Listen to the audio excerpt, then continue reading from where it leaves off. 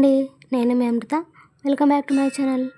ఈరోజు మనం ఏం చెప్పుకోబోతున్నాము అంటే ఏపీ టెట్కు మరియు డిఎస్సికు సంబంధించి అబ్రహం మాస్లో అవసరాల సిద్ధాంతం లేదా ప్రేరణ సిద్ధాంతం గురించి అయితే ఇప్పుడు చూద్దాం. ఈ సిద్ధాంతం అనేది మనకు శారీరక అవసరాల నుండి ఆత్మ ప్రస్తావన వరకు పిరమిడ్ షేప్లో అయితే మనకి ఇక్కడ కనిపిస్తుంది. ఒకసారి ఈ పిక్చర్ అయితే గమనించండి. ఇక్కడ ఫస్ట్ అయితే చూడండి, శారీరక అవసరాలు, రక్షణ సంబంధ అవసరం. ఈ ఫస్ట్ వన్ సెకండ్ వన్ అనేది మనకు శారీరక అవసరాల కిందకి అయితే వస్తుంది. తర్వాత మనకు ప్రేమ సంబంధ అవసరం, గుర్తింపు అవసరం, ఆత్మ ప్రస్తావన అనేది ద్వితీయ, అలాగే గౌణ అవసరాలు లేదా మానసిక అవసరాలని కూడా చెప్తాము. ఫస్ట్ మనకు ఈ శారీరక అవసరాలు తీర్చిన తర్వాతే ఈ గౌణ అవసరాలు అనేవి మనకు కావాలి. ఫస్ట్ ఇక్కడ శారీరక అవసరాల కిందికి ఏమేమి వస్తాయో చూద్దాం. ఫస్ట్ వచ్చేసి మనకు శారీరక అవసరాలు చూద్దాం ఏమేమి ఉన్నాయో.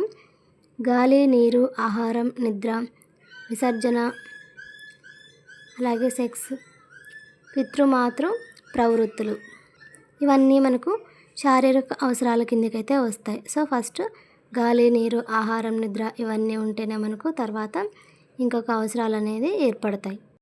ఇవన్నీ ఉన్న తర్వాత మనకు రక్షణ అయితే కల్పించాలి. సో ఆ రక్షణ సంబంధ అవసరం కోసం మనకు ఏమేమి కావాలి అంటే భద్రత, అంటే గృహము, ఇల్లు, పెద్దల యొక్క తోడు, అలాగే ఉద్యోగము, విద్య అనేది ఉండాలి.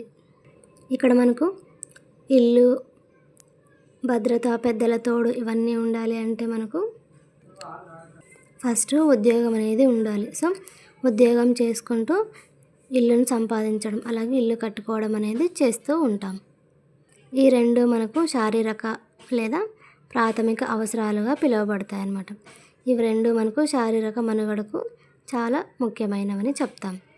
సో ఇవన్నీ ఉద్యోగం, విద్య, పెద్దల తోడు ఉన్న తర్వాత ప్రేమ అనేది కోరుకుంటూ ఉంటారు, ఆప్యాయతను కావాలని కోరుకుంటూ ఉంటారు. అదే మనకు మూడవ అవసరం.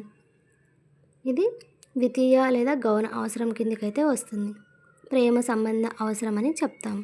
ఇందులో వాళ్ళకు కావాల్సినవి ప్రేమ, ఆప్యాయత, స్నేహం, అన్యోన్యత, లవ్ అండ్ ఎఫెక్షన్ అనేది వాళ్ళకు అవసరం అనేది అవుతుంది.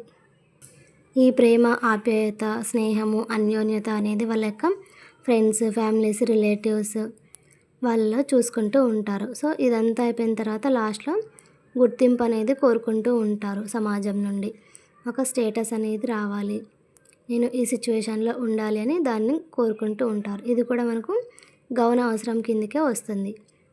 అదే మనకు గుర్తింపు అవసరం అంటే ఎదుటి వాళ్ళ నుండి మనం రెస్పెక్ట్ అనేది కోరుకుంటూ ఉంటాం. ఈ గుర్తింపు అవసరం కిందకి ఏమేమి వస్తాయి అంటే గౌరవం, గుర్తింపు, పరువు, ప్రతిష్ట, హోదా, రెస్పెక్ట్ అంటే స్టేటస్ అనేది ఎదుటి వాళ్ళ నుండి కోరుకుంటూ ఉంటారు. ప్రతి ఒక్కరూ బాగా చదువుకొని బాగా ఏదో ఒక జాబ్ చేసుకుంటూ వాళ్ళకంటూ ఒక మంచి రెస్పెక్ట్, మంచి స్టేటస్ అనేది ఉండాలి సొసైటీలో అని అలా గుర్తింపు అవసరం కోసం అయితే ప్రయత్నిస్తూ ఉంటారు. లాస్ట్ వన్ వచ్చేసి మనకు ఆత్మ ప్రస్తావన.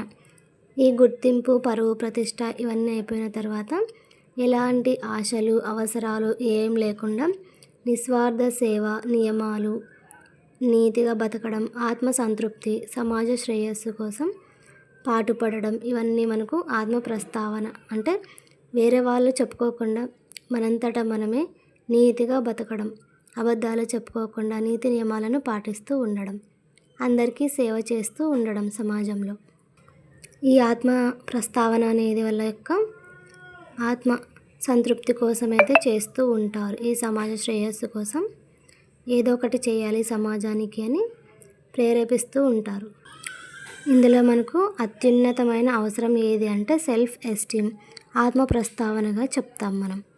దీనికి సంబంధించి 5 అవసరాలు అయితే ఉంటాయి. సో అందులో 1, 2 అవసరాలు అయితే శారీరక లేదా ప్రాథమిక అవసరాలుగా పిలువబడతాయి.